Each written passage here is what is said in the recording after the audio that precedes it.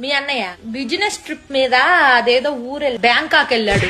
Office ఎదవాళ్ళకి బుద్ధి జ్ఞానం లేదు. ఈ మధ్య మరీ ఘోరం అయిపోయి నెలకి 2 సార్లు పిలుస్తున్నారు బ్యాంకాక్.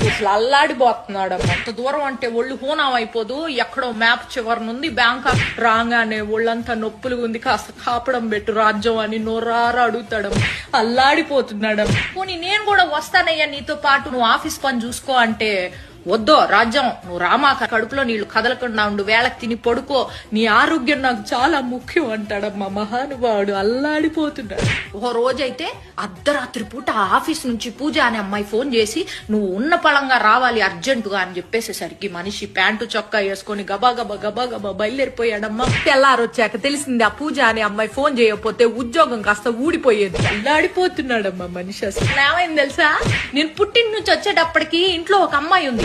నాన్న నీకు ఎవరండి ఈవిడే అని అడిగేసేప్పటికి అర్బన్ క్లాప్ నుంచి పిలిపించాడంట నన్ను సర్ప్రైజ్ చేయడానికి, ఇల్లంతా క్లీన్ చేయించి. కాకపోతే నేను వచ్చేటప్పుడు మరి క్లీనింగ్ ఏమీ చేయలేదు, మరి టైం అయిపోయిందో ఏమో గాని. అల్లాడిపోతా ఉంటాడు ఎప్పుడు చూసినా. చింటూగాడి క్లాస్ టీచర్ తోటి 24 గంటలు ఫోన్ మాట్లాడుతూ ఉంటాడు. వాడికి ఎలా చదువు నేర్పించాలని చెప్పి సలహాలు ఇస్తా ఉంటాడంట. 1-2 సార్లు ఇంటికి కూడా వచ్చింది అనుకో. మన ఇంటి కింద లేదు 4 కాలేజీ అమ్మాయిలకి అద్దెకిచ్చాడు మీ అన్నయ్య. ఎందుకండి అంటే వయసులో ఉన్నారు, అర్ధరాత్రి ఏమన్నా అవసరం వస్తుందని చెప్పి కిందకి వెళ్ళి నేను హెల్ప్ చేస్తానని చెప్పి మహానుభావుడమ్మా. అల్లాడిపోతా. మీ అన్నయ్య బిజినెస్ ట్రిప్